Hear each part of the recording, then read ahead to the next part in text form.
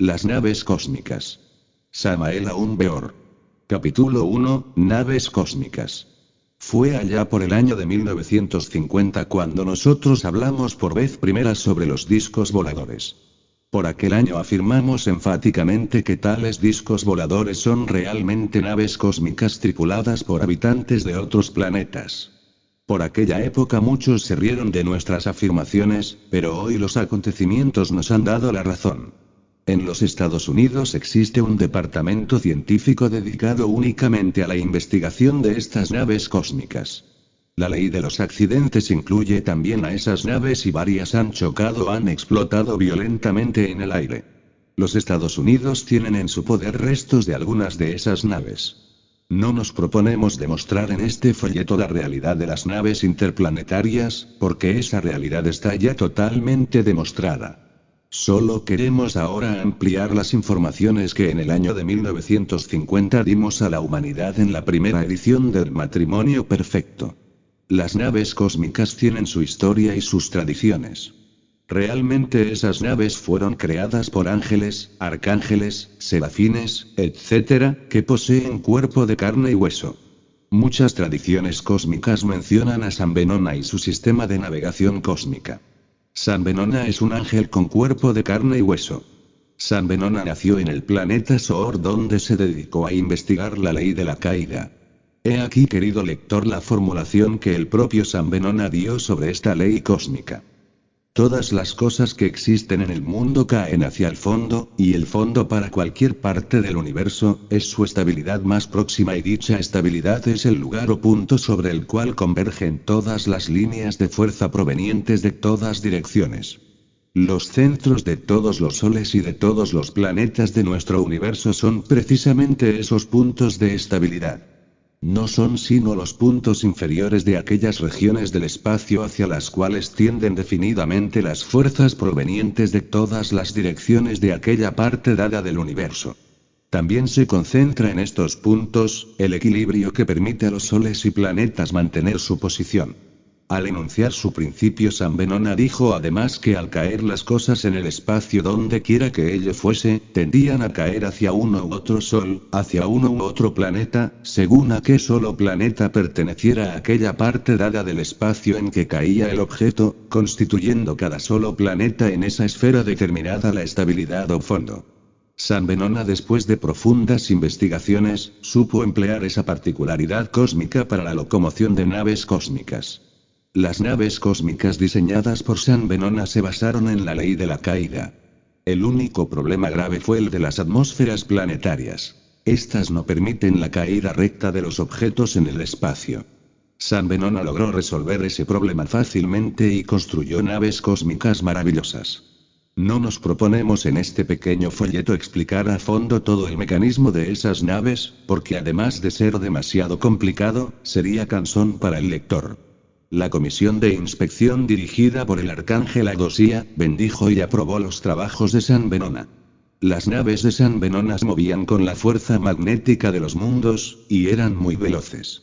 Sin embargo, el problema más grave se presentaba cuando las naves se acercaban a cualquier planeta o sol del espacio. Se necesitaba entonces difíciles maniobras para evitar una catástrofe. Pocos eran los hombres ángeles que podían manejar esas naves. Era muy difícil timonear las naves de San Venona y cada día se necesitaban más y más técnicos para conducir dichas naves. Sin embargo, el sistema de San Venona fue una revolución técnica en su tiempo, y desplazó por completo a otros sistemas. Después de muchos años de actividad cósmica, fue desplazado el sistema de San Venona por el revolucionario sistema del arcángel Aritón. Este arcángel es todo un hombre en el más completo sentido de la palabra, y tiene cuerpo de carne y hueso como cualquier persona. Los maravillosos trabajos del señor Aritón fueron supervigilados por un gran sabio conocido en todo el cosmos con el nombre de Adosía. Este sabio es también un caballero que ya adquirió el grado de arcángel. Las naves cósmicas modernas se fundamentan en los trabajos del arcángel Aritón. Todo el funcionalismo técnico de dichas naves se realiza sobre la base del movimiento continuo. Este no es un texto de mecánica y nosotros tampoco somos mecánicos. Por ello nos abstenemos de describir toda la mecánica de las naves cósmicas. A través del espacio cósmico infinito viajan millones de naves cósmicas, tan numerosas como las arenas del mar. Las naves intersistemales son gigantescas y llevan dentro de su vientre gigantesco, pequeñas naves que utilizan para descender a los mundos. Esto es semejante a los grandes barcos que llevan a bordo pequeños botes que se utilizan para pasar a tierra. Cualquier humanidad madura del cosmos tiene pleno derecho a recibir las naves cósmicas. Normalmente los hermanos mayores ayudan a los menores y cuando una humanidad llega a la edad nuestra, reciben la visita de otras humanidades planetarias quienes le inician en los viajes cósmicos y además de obsequiarles algunas de esas naves, se les enseñan a construir. En épocas de la Atlántida normalmente aterrizaban en los aeropuertos de las ciudades amplios, las naves cósmicas. Entonces los habitantes de otros planetas visitaban a los reyes y convivían con ellos en sus palacios. Cuando la humanidad se corrompió moralmente, las hermanas humanidades de otros planetas dejaron de visitarnos. En esta época de bancarrota de todos los valores espirituales, vamos a ser nuevamente ayudados por nuestros hermanos de otros mundos. Necesitamos una ayuda extra, porque estamos fracasados y al borde de un gran cataclismo.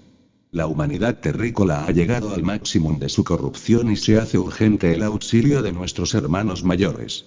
Ya varios habitantes de la Tierra han sido llevados de paseo a otros planetas del espacio infinito. En la República de México, 2 hombres fueron llevados a Venus. Uno residente en Jalisco y el otro en la ciudad capital del país. En el capítulo siguiente hablaremos de este último. Sabemos que en el Brasil existe otro señor que fue llevado a Marte. No cabe la menor duda de que todos podremos visitar los otros planetas del espacio. Estamos en vísperas de un gran cataclismo cósmico y seremos advertidos antes de la gran catástrofe. Las humanidades hermanas de otros planetas intentarán salvarnos y entrarán oficialmente a nuestras principales ciudades y anunciarán el peligro que nos aguarda. Mas si continuamos con las explosiones atómicas y los vicios y toda clase de maldades y guerras, la catástrofe será entonces inevitable. Es bueno saber que ya un grupo de lamas tibetanos tienen unas pocas de esas naves cósmicas. Las recibieron de nuestros hermanos de otros planetas y las tienen muy bien guardadas en cierto paraje secreto de los Himalayas.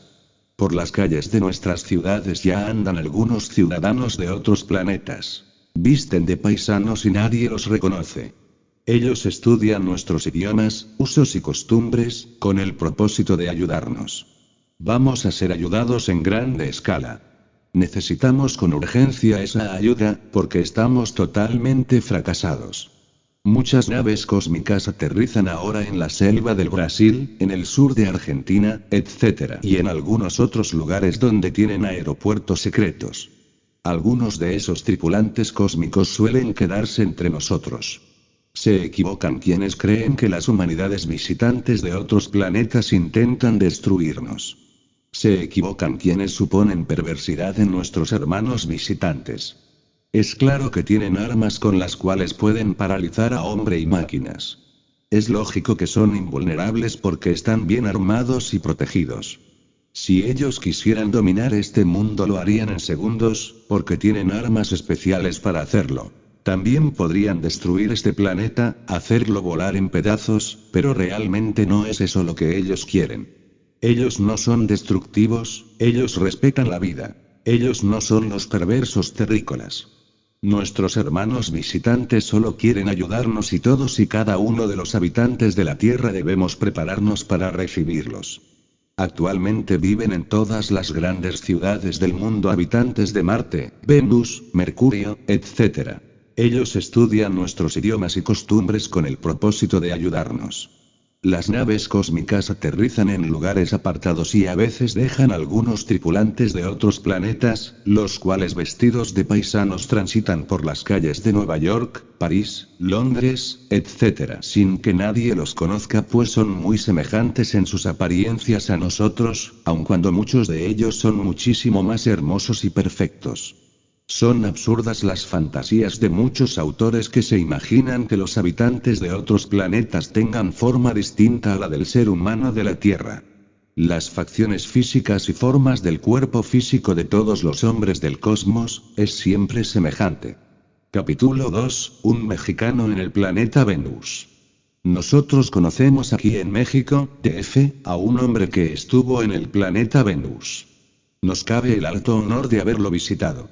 Una noche cualquiera de invierno llegamos a las puertas de su casa.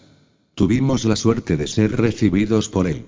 La familia estaba viendo la televisión, pero en forma muy amable apagaron la televisión y nos dejaron a solas con él en su sala. Es un hombre muy sincero y bondadoso. No es ocultista ni espiritualista ni nada por el estilo. No presume de sabio. Y a pesar de haber vivido la más extraordinaria aventura cósmica, realmente no tiene nada de orgullo. No nos proponemos en este simple folleto narrar en detalle lo que sucedió a este hombre. Solo queremos hablar en síntesis y eso es todo. En el mes de agosto del año de 1953, este hombre estuvo personalmente en el planeta Venus. Su nombre es Salvador Villanueva Medina. El acontecimiento sucedió cuando menos lo esperaba. Conducía un carro de alquiler con una pareja de norteamericanos rumbo a los Estados Unidos por el territorio mexicano a lo largo de la carretera de Laredo. Llevaba recorridos 484 kilómetros cuando se dañó el carro. Los gringos abandonaron el carro y se fueron en busca de una grúa para llevar el carro al pueblo más cercano con el propósito de repararlo. Este fue el principio de la aventura. Salvador se metió debajo del carro para intentar repararlo. De pronto escuchó pasos en la arenilla de la carretera y alguien le preguntó en perfecto español qué le pasaba al coche. Salvador guardó silencio y al salirse fuera del lugar ocupado por el carro, se encontró frente a un hombre extrañamente vestido que medía poco más o menos 1,20 cms. El cuerpo de dicho hombre era de una perfección extraordinaria. Blanco como el armiño y lleno de belleza en todo su conjunto. Lo que más le llamó la atención a Salvador fue el raro uniforme y el misterioso cinturón resplandeciente. El hombre llevaba el cabello largo y usaba un casco metálico muy especial. Fueron realmente pocas las palabras que entre ambos se cruzaron en ese instante. El extraño personaje se despidió cortésmente y luego se metió entre la montaña. Lo más interesante vino después cuando ya Salvador dormía. Unos fuertes golpes en la ventana de su carro lo despertaron sobresaltado.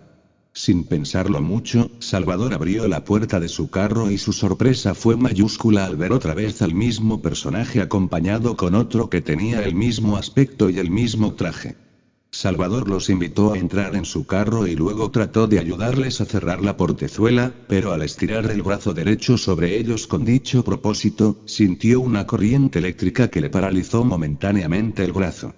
La plática en el carro fue maravillosa. Ellos le manifestaron a Salvador que venían del planeta Venus. Salvador en principio no les creyó y hasta se indignó creyendo que estos caballeros se burlaban de él. Salvador llegó inclusive a afirmar que solo el planeta Tierra podía tener habitantes. Dijo que así lo había aprendido por las afirmaciones de los sabios de la Tierra, etc. ¿Qué les hace pensar tal cosa? Le preguntaron, ¿acaso los deficientes medios de que disponen para sus cálculos? ¿No les parece demasiada pretensión creer que son los únicos seres que pueblan el universo? Estas palabras ya se le hicieron muy raras a Salvador y además el color de esos rostros tan blancos, sus expresivos ojos, su extraña voz, sus extraños cascos, sus misteriosos cinturones, etc. le hicieron pensar muchísimo. Sería largo narrar toda la conversación que Salvador tuvo con esos venusinos. Ellos le contaron cómo era la vida en Venus. Cómo vivían, qué comían, cómo eran sus ciudades, sus calles, etcétera, etcétera. También lo sacaron de dudas explicándoles que ellos podían convertir lo perjudicial en benéfico y formar artificialmente su clima, su ambiente, etcétera. En esas condiciones, si Venus fuera inhabitable, ellos lo harían habitable porque sus adelantos científicos se lo permiten. Empero es claro que Venus es perfectamente habitable. Ya amanecía y los venusinos en forma muy amable invitaron a Salvador para que les acompañara hasta el planeta Venus. Salvador salió del carro tras estos misteriosos hombres y ciertamente después de un rato de andar por entre la montaña, Salvador se detuvo ante la nave majestuosa. Esta era una esfera achatada majestuosa e impotente que se apoyaba en tres boyas que formaban triángulo. Dice Salvador que el conjunto era impresionante y que daba la impresión de ser una gran fortaleza. Salvador entró a la nave, se cerraron las portezuelas y ésta partió rumbo al planeta Venus. Todo lo que vio Salvador en Venus fue extraordinario. La civilización venusina es formidable. En Venus la civilización ha llegado a la cúspide. Allí no se necesita el dinero. Cada ciudadano trabaja 2 horas diarias y a cambio de ello, tiene derecho a todo lo que el ser humano necesita para la vida. Transportes, alimentos, vestuarios, vacaciones, ciencia, etc. Todo es de todos. Si alguien necesita un carro, lo coge, lo usa y luego lo deja en su lugar de estacionamiento. Si tiene hambre, come en cualquier hotel y nada tiene que pagar, porque como está trabajando, tiene derecho a todo. Si necesita vestido lo pide en un almacén y no paga nada, porque como trabaja tiene derecho a vestirse, etcétera, etcétera, etcétera. En el planeta Venus los carros se mueven con energía solar. Los alimentos principales se sacan del mar. Las huertas están sobre las azoteas de las casas y edificios. En Venus los pescados y las frutas constituyen el alimento básico. En Venus no hay gobierno, ni patrias. Todo el planeta es la patria y solo los sabios dirigen y aconsejan. Preguntaba yo a Salvador sobre la cuestión religiosa y la respuesta fue que en Venus no existen religiones y que cada ciudadano se comporta en la calle como si estuviese en un templo. Cada persona en Venus considera que el templo está dentro de nosotros mismos. Las banquetas o aceras de las calles en las ciudades de Venus no están quietas y están formadas con bandas metálicas que están en movimiento y ahorran esfuerzo a los peatones. El arroyo de las calles, es decir, el centro de las calles, tienen cintas metálicas que recogen la fuerza del sol con la cual se mueven los carros. En Venus todo es de todos y toda la familia venusina es una gran familia. Los niños nacen en salas especiales de maternidad y se educan y levantan en hogares colectivos. Cuando un niño nace, es marcado en un pie. Esa marca indica su origen y facultades. De acuerdo con eso se educa a ese niño en el hogar colectivo. Cuando ya es mayor de edad, pasa a ocupar el puesto que le corresponde en la sociedad. En estas condiciones la familia particular no existe. Todos en Venus son una sola familia única. Allí no hay hambres ni guerra, ni clases sociales. Allí solo reina la sabiduría y el amor. Salvador Villanueva Medina estuvo en Venus viviendo varios días. En ese planeta encontró a 2 franceses residentes. Ambos hermanos gemelos y veteranos de la Segunda Guerra Mundial. También ellos fueron transportados a Venus y luego suplicaron y clamaron a los venusinos para que no los trajeran de regreso a la Tierra. Allí viven felices. Salvador regresó al planeta Tierra. Fue traído y de regreso para que les hiciera saber a los habitantes de la Tierra que Venus está habitado. Los laboratorios Phillips analizaron tierra y plantas en el lugar donde Salvador localizó la nave cósmica y hallaron un desorden molecular y atómico muy extraños. Jorge Adamski, el científico norteamericano que conoció a unos venusinos en el desierto de Nevada, también se puso en contacto con Salvador y dictó sobre este tema una conferencia en el Teatro Insurgentes de México. Grandes científicos alemanes investigaron el terreno donde Salvador halló la nave cósmica y el resultado de sus investigaciones fue el mismo de la casa Phillips. Un gran científico vino del Palacio de los Reyes de Inglaterra a investigar el caso, y las conclusiones son las mismas de la casa Phillips. Por estos tiempos difíciles en que vivimos, seremos ayudados por los habitantes de otros planetas. Es necesario aprender a comunicarnos telepáticamente con ellos, Jesús dijo. Pedid y se os dará. Golpead y se os oirá. Todos podemos visitar otros planetas si sabemos pedir. Los gnósticos deben desarrollar la telepatía. Los gnósticos deben salir a los campos, a los bosques más profundos y allí en paz y profunda meditación, comunicarse telepáticamente con los venusinos o con los mercurianos o marcianos y rogarles los lleven a Venus, Marte o Mercurio. En la paz de las montañas, o en la playa solitaria, cualquier día podemos tener la dicha que tuvo Salvador Villanueva Medina. Cada uno de nosotros puede ser llevado a Venus u otros mundos. El sistema para comunicarnos con esos hombres ángeles es la telepatía. El movimiento gnóstico cristiano universal tiene formidables sistemas para desarrollar la telepatía. Quien quiera visitar otros mundos, no debe beber, ni fumar, ni tener vicio alguno. Nuestro misionero gnóstico internacional Joaquín Amortegui, fue visitado por una nave interplanetaria en su retiro del Summum Supremum Sanctuarium. Las ondas del pensamiento de cualquier suplicante viajan al planeta Venus en pocos segundos, y si somos dignos y merecedores, podemos recibir respuesta. Un día cualquiera, en la soledad del campo podemos tener la dicha de ver aterrizar una nave cósmica cerca de nosotros y entonces pueden llevarnos, mercurianos, marcianos, etc. Son hombres verdaderos con cuerpo de carne y hueso. Hombres con alma de ángel, hombres ángeles. Capítulo 3, el yo pluralizado. Existe energía libre en su movimiento, y energía estancada. El yo es un nudo que hay que desatar. El yo es energía estancada. El espíritu universal de vida es energía libre en su movimiento. El espíritu no es el yo. El alma no es el yo. El cuerpo físico no es el yo.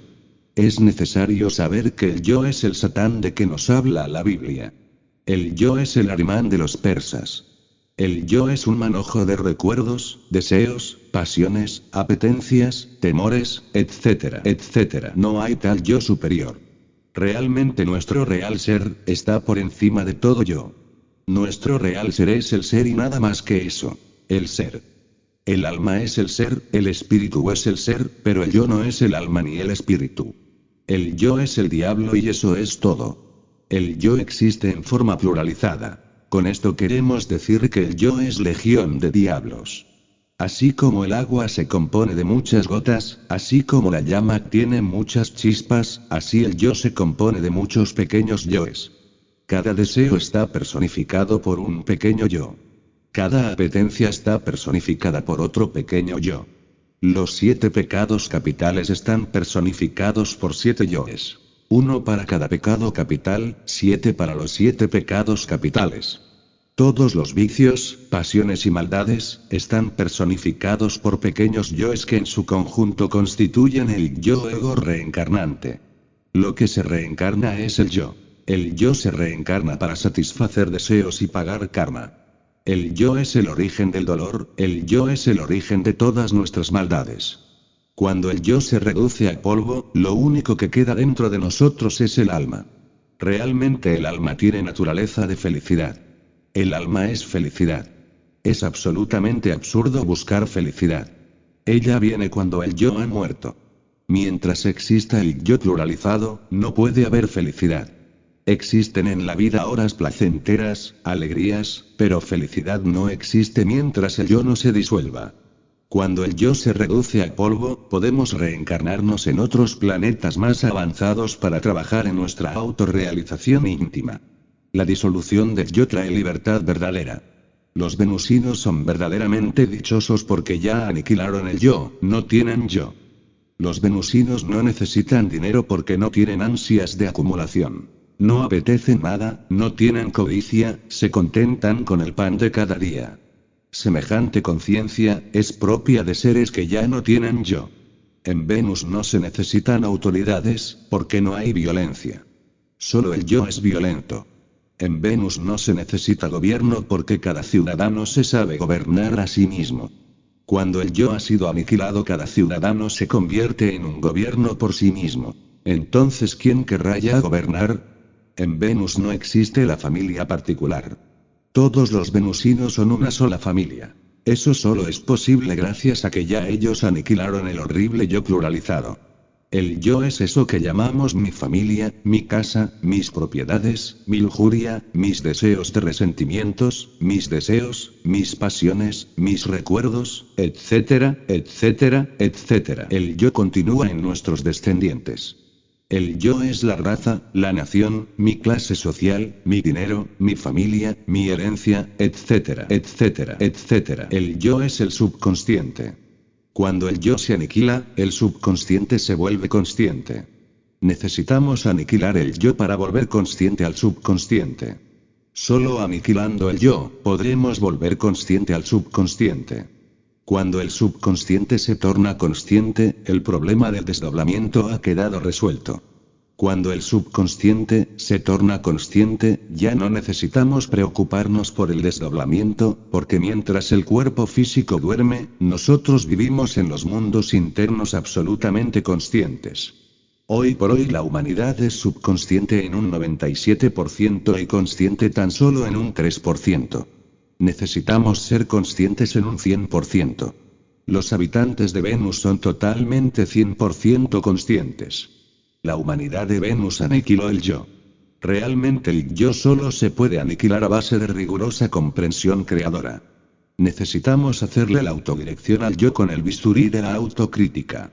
En vez de criticar a los demás, debemos criticarnos a sí mismos. La vida práctica es el espejo donde podemos vernos de cuerpo entero, tal como somos. Cuando la mente se halla en estado de alerta percepción, podemos, fácilmente, descubrir nuestros defectos en convivencia con el prójimo, porque estos afloran espontáneamente.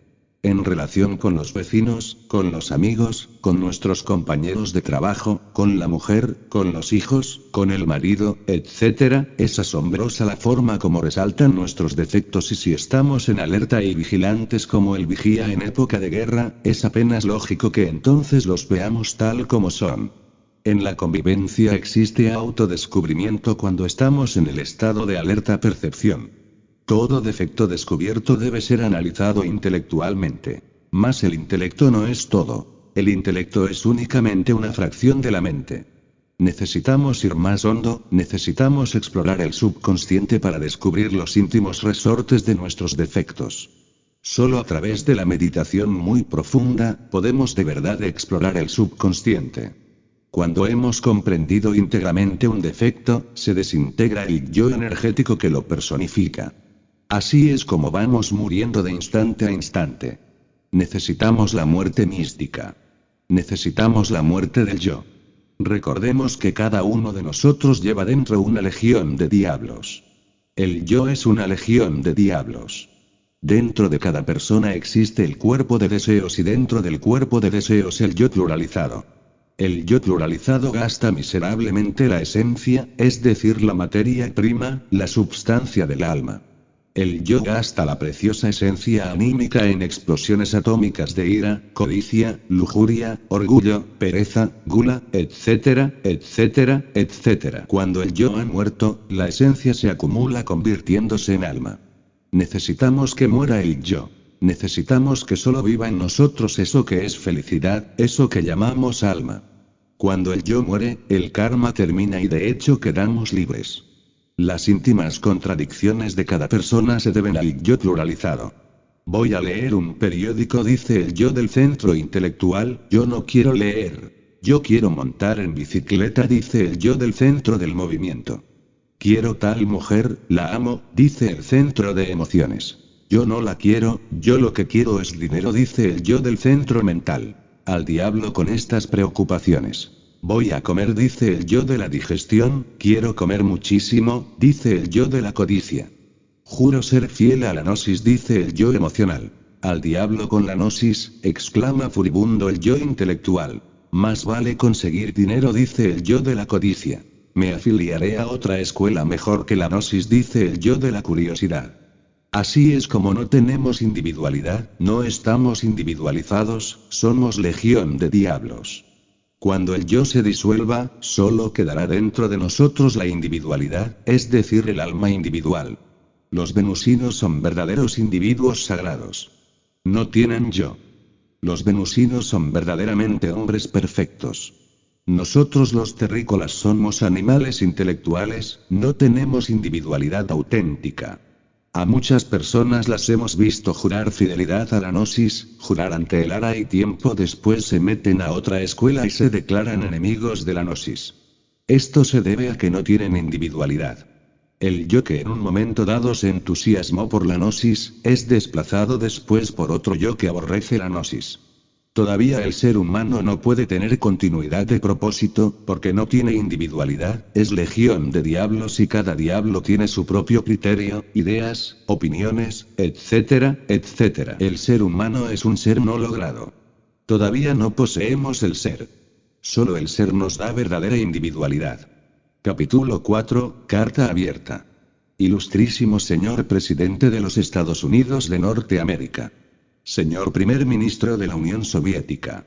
Sírvanse ustedes dispensar que no mencionemos sus correspondientes nombres y apellidos, pues no sabemos en qué año pueda llegar esta carta a sus manos y como es apenas lógico, los tiempos cambian y no sabemos si en esa fecha todavía ustedes estén ocupando la primera magistratura de sus respectivos países. El propósito de esta carta abierta es informarles que en la América Latina ya se logró la conquista del espacio. Es apenas natural que ustedes sonrían escépticos ante semejante información, posiblemente considerada por ustedes como insolente. Nosotros cumplimos con el deber de aconsejarles que no gasten más dinero en cohetes cósmicos. Esos dineros deben ser mejor utilizados. Los cohetes cósmicos no sirven para nada y son un verdadero fracaso. Actualmente existe en un lugar secreto de Suramérica dentro del corazón profundo de la selva, una sociedad científica con 98 científicos eminentes provenientes de distintas naciones europeas. Esta sociedad, siguiendo las huellas del gran sabio Guillermo Marconi, aprendió a usar con suma maestría la poderosa energía solar. Actualmente dicha sociedad construye bajo la dirección de sabios marcianos, naves interplanetarias maravillosas con las cuales no solo han estudiado a fondo todos vuestros territorios, sino que además han logrado viajar a la Luna y a Marte. No está por demás aclararles que la mencionada sociedad científica tiene dinero suficiente para continuar sus trabajos gracias al apoyo económico de los marcianos. Aclaro. No es extraño para nosotros que vosotros arrojéis indignados esta carta, pues vuestro orgullo y escepticismo es de sobra conocido en el planeta Tierra. Sin embargo, antes de pocos años tendréis pruebas concretas sobre nuestras afirmaciones. El combustible líquido que vosotros usáis para los cohetes cósmicos, no sirve para la navegación interplanetaria. Las naves cósmicas diseñadas por los marcianos y construidas por los sabios de la citada sociedad científica, bajo la dirección de los sabios marcianos, están propulsadas por energía solar.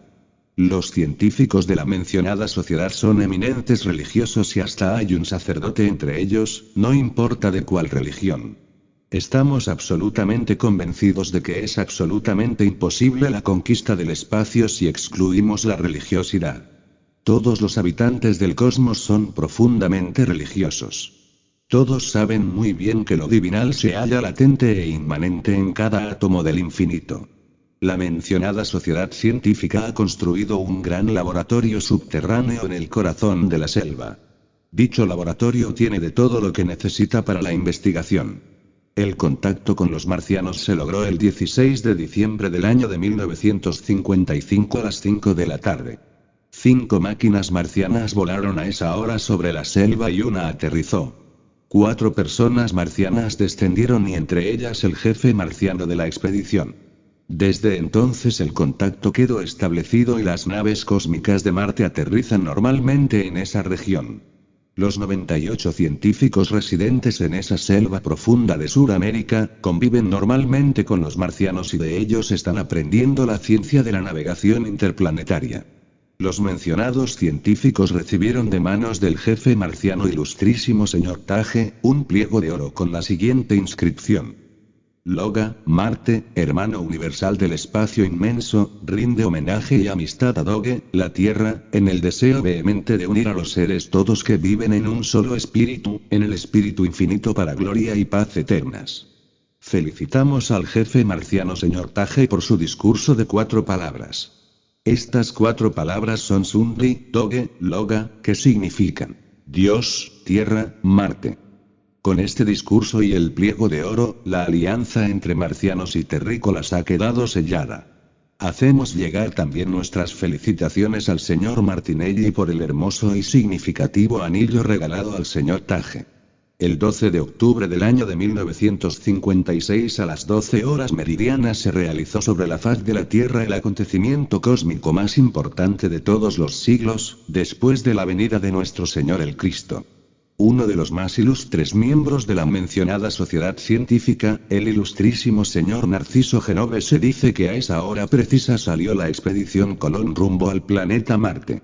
Muchísimo le debemos en materia al señor Narciso Genovese sobre la mencionada expedición científica al planeta Marte. Si a él le llegaré esta carta, que reciba nuestras felicitaciones. Así como fueron 3 naves que con Colón llegaron a América, así también fueron 3 las naves cósmicas construidas por los científicos terrestres bajo la dirección de los marcianos. Los nombres de las 3 naves cósmicas son Loga, Doge, Kundi, Marte, Tierra, Alianza. El interior de las naves fue adornado con la imagen del Cristo y el viaje fue realizado con pleno éxito. El convoy estaba formado por 3 naves terrestres cósmicas, y 6 marcianas que cumplieron la misión de escoltar a las naves terrestres. 9 personas formaron la tripulación de las naves terrestres. 3 para cada una de las 3 naves terrestres. La primera etapa del vuelo cósmico fue la Luna y quedó absolutamente comprobado hasta la saciedad, que la Luna es un mundo ya muerto. Los expedicionarios descansaron en la Luna y luego continuaron su viaje rumbo a Marte. 10 naves más de origen marciano se unieron en la Luna a los expedicionarios. Todos los habitantes de la ciudad de Tanio, capital del planeta Marte, salieron al aeropuerto para darle la bienvenida a los habitantes de la Tierra. 5 días permanecieron los expedicionarios en el planeta Marte dedicados a la observación y al estudio. Fue muchísimo lo que aprendieron en Marte, y después de haber regresado victoriosos continuaron sus estudios e investigaciones en el corazón de la selva suramericana. Los 98 científicos europeos dedicados a esta clase de investigaciones y estudios bajo la dirección de los sabios marcianos, quieren compartir sus conocimientos con todos los habitantes de la Tierra. Quieren que toda la humanidad participe de la navegación interplanetaria. Pero Rusia y los Estados Unidos con sus experimentos atómicos y sus explosiones nucleares, están estorbándonos, están impidiendo a los miembros de la augusta sociedad científica, que nos hagan a todos los habitantes de la Tierra partícipes de los viajes cósmicos. Las 2 grandes guerras mundiales que llenaron el mundo de dolor y ahora la Guerra Fría con todas las posibilidades de que se torne caliente y vuelva a llenar el mundo de sangre y destrucción, son los factores principales que impiden el intercambio cultural con los marcianos y los viajes cósmicos. No se necesitan más cohetes cósmicos. Ya el contacto con los marcianos está hecho. Ahora lo que se necesita para lograr participar de los viajes cósmicos es la disolución del yo. Mientras el yo exista, no habrá paz. Y mientras no haya paz, los viajes interplanetarios son imposibles. En estos precisos momentos en que vivimos, no son cohetes cósmicos lo que se necesita, sino el estudio del yo y su muerte total. Así y solo así, serán posibles los viajes a Marte. Es imposible llevar a Marte a asesinos, ladrones, borrachos, glotones, codiciosos, materialistas, marxistas, enemigos del Eterno, prostitutas, etcétera, etcétera. En Marte solo reina la paz y ni siquiera allí se necesitan gobiernos, nacionalidades, ejércitos y policías. En Marte no hay delincuentes y si alguno naciera se le consideraría como enfermo y se le llevaría a un sanatorio aislado. Pensad, señores, en lo que esto significa. Pensad en un mundo así. En un mundo donde el yo ya no existe. Imaginad por un instante un ejército de la Tierra invadiendo a Marte. Comprended lo que significa semejante horror, semejante barbarie. El autor de esta carta os ruega, señores, en nombre de la verdad, acabar con las explosiones atómicas, terminar la Guerra Fría e iniciar una época de religiosidad universal. Muy en forma especial pido a la Unión Soviética suspender la difusión pública y privada de la dialéctica materialista, e intensificar la propaganda en favor de la religión. Sabed, Señor, que todos los habitantes del cosmos rinden culto a la divinidad y que la conquista del espacio es imposible sin religiosidad. Por favor, señores. Os ruego en nombre de los habitantes de la Tierra, no nos perjudiquéis más con vuestras guerras, odio a la divinidad, explosiones nucleares, etcétera, etcétera, etcétera. Firmada en México a los 29 días del mes de abril. Año 3 de Acuario, por el presidente fundador del movimiento gnóstico. Samael Aún Beor.